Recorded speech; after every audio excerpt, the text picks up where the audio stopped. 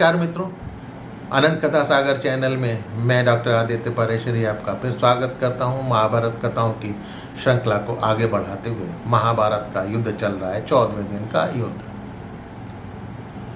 जैसा कि पहले भी आपको एक वीडियो में आपको बता चुका हूं, तो दुर्योधन जब हारता था तो द्रोण को ताना देने पहुंच जाता था।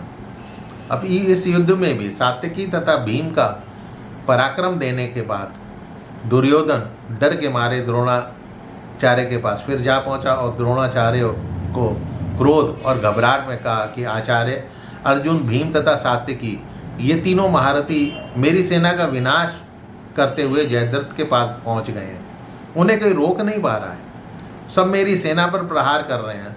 मान लिया कि महारथी अर्जुन अधिक शक्तिशाली होने के कारण आपको लांघ कर चले गए, आगे बढ़ गए, परंतु आचार्य, सात्यकी तथा भीमसेन ने किस प्रकार आपको लांघ लिया?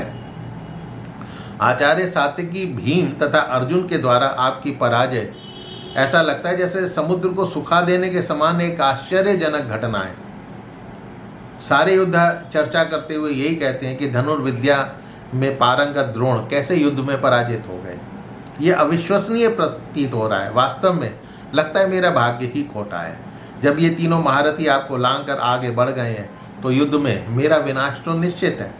अब जो हो गया सो हो गया, अब क्या करना है मुझे ये बताइए। इस समय जयद्रथ की रक्षा करने का कुछ तो उपाय कीजिए। तो द्रोण बोलते हैं कि सोचने विचारने को तो बहुत कुछ है, बहुत कुछ करने को है, लेकिन जो करना है वो सुनो। ये तीनों महारथी हमारी सेना को लांघ कर आगे बढ़ गए हैं। जितना डर पीछे है उतना आगे भी है, परंतु मेरी समझ में जहां अर्जुन और कृष्ण हैं वहां डर अधिक है। इस समय जयद्रथ की रक्षा ही आवश्यक कार्य है। वो अर्जुन से डरा हुआ है। सात्यकी तथा भीम भी उसी को लक्ष्य करके आगे बढ़े। शकुनी की बुद्धि में जो जुआ खेलने की बात पैदा हुई थी वो वास्तव में आज इस रूप में घटित हो रही है। उस दिन की सभा में किसी भी पक्ष की जीत या हार नहीं हुई थी, लेकिन आज हम लोग प्राणों की बाजी लगाकर जुआ खेल रहे हैं जिसमें वास्तविक हार जीत होने वाली है। शकुनी जिस पासों को लेकर जुआ खेलता था वो वास्तव में विषैले नाग थे, ठीक है, वो विषैले बाण थे। असली जुआ तो अब हो रहा है। सेना को जुआरी समझो और बाणों को पासे समझो। जयद्रथ ही बाजी या दांव समझो, उसी पर जुए की हार जीत का फैसला होगा। इसीलिए अपने जीवन का मोह छोड़कर तुम जयद्रथ की रक्षा करो जिस पर जुए की हार जीत निर्भर है। दुर्योधन, तुम स्वयं जाकर जयद्रथ की रक्षा करो। मैं तो यहीं रहूँगा और ज़रूरत के अनुसार दूसरे रक्षकों को तुम्हारे पास भेजता रहूँगा। साथ में अन्य पांचालों को व्यूह में प्रवेश करने से रोकूंगा। ये सुनकर दुर्योधन जो है जयद्रथ की रक्षा करने के लिए चले गए। अर्जुन के रक्षक युधामन्यु और उत्तमौजा सेना के बाहरी भाग में अर्जुन के पास जाने लगे। तब दुर्योधन ने उन दोनों के साथ युद्ध छेड़ दिया। युधामन्यु ने 30 बाणों से दुर्योधन को घायल कर उसके सारथी तथा घोड़ों को बींध डाला। तब एक बाण से दुर्योधन ने युधामन्यु का धनुष काट दिया और सारथी को गिरा दिया, घोड़ों को भी घायल कर दिया। तब युधामन्यु ने दुर्योधन की छाती में 30 बाण मारे।